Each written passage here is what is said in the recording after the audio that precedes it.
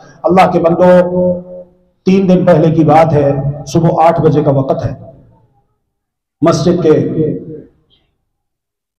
Loud speaker से एक ऐलान गूंजता है, मेरे कानों में भी पड़ता है। हजरात, एक ऐलान समाअत फरमाएं, फुला इब्ने फुला बक़ज़ाए इलाही वफात पा गया, इन्ना लिल्लाहि व इन्ना इलैहि राजिऊन। उसकी नमाज जनाजा का ऐलान बाद में किया जाएगा। हो गया ऐलान, मौत पर हक है। लेकिन मैंने सोचा, और इंशाअल्लाह मैं आपको सोचने पर भी मजबूर करूंगा, इसीलिए मैंने ये बात की है।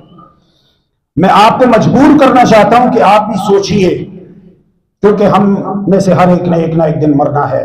अल्लाह तबारक व तआला हम सबको ईमान इस्लाम पर जिंदगी मौत नसीब फरमाए।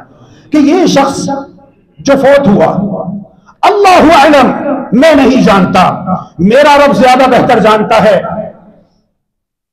क्या इस फौत होने वाले ने आज फजर की नमाज पढ़ी है?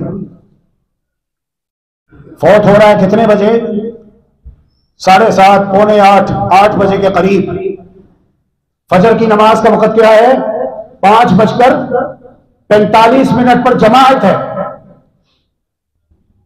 5:15 बजे तकरीबन अजान है। 5:45 पर जमाअत है। उसकी वफात कितने बजे हुई? 8 बजे के करीब। तो क्या इस शख्स ने आज फजर की नमाज पढ़ी? क्या ये फजर की नमाज पढ़ के, अल्लाह की बारगाह में इबादत करके, अल्लाह की बारगाह में रुकू क़ियाम सुजूद करके अल्लाह के पास पेश हुआ है, अल्लाह के रूबरू हाजिर हुआ है, या ये बेनमाजी ही दुनिया से चला गया? ये बड़ी खौफनाक बात है। और इस बात को करने का मकसद ये है कि हम देखते हैं कितने ऐसे लोग हैं जो रात को सोते हैं और सोते सोते ही हमेशा की नींद सो जाते हैं।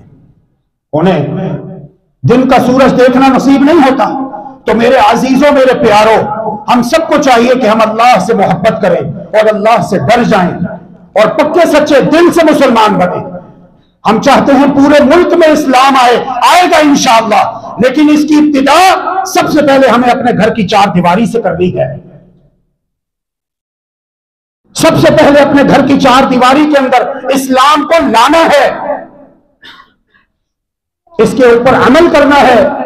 सबसे पहले वालिदैन, फिर औलाद, बहन भाई, बच्चे सब मिलकर अपने अपने घरों में इस्लाम को जिंदा करें, इस्लामी तालीमात को जिंदा करें। रात को ईशा के बाद जल्दी सोने की आदत बनाएं। अल्लाह तबारक व तआला हम सबको इसकी तौफीक अता फरमाए। अल्लाहुम्मा आमीन बिरहमतिका या अरहमर राहिमीन।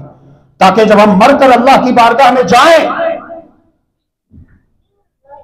कब्र में हमें दफना दिया जाए, मुनकर नकीर हिसाबो किताब के लिए आए और हमें आकर बिठाए और हमसे सवालात पूछे, हम कहे ठहरो, रुको, नमाज का वक्त हो गया है, पहले हमें नमाज पढ़ लेने दो। अल्लाहु अकबर, अल्लाहु अकबर।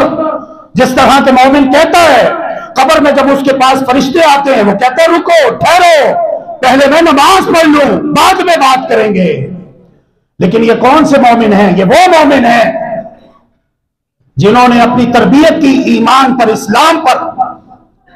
जब अजान होती है तो सारे काम छोड़ देते हैं, दुकानें बंद हो जाती हैं, मार्केटें बंद हो जाती हैं।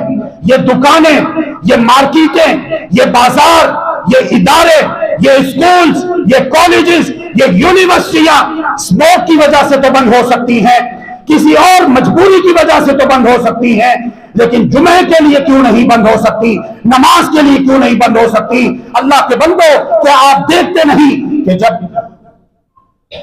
नमाज के लिए इकामत कही जाती है तो खाना काबा का तवाफ भी रुक जाता है।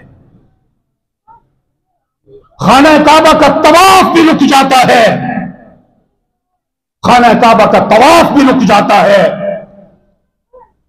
लेकिन हम अपनी छोटी सी दुकान नहीं बंद करते, हम अपनी छोटी सी मार्केट नहीं बंद करते।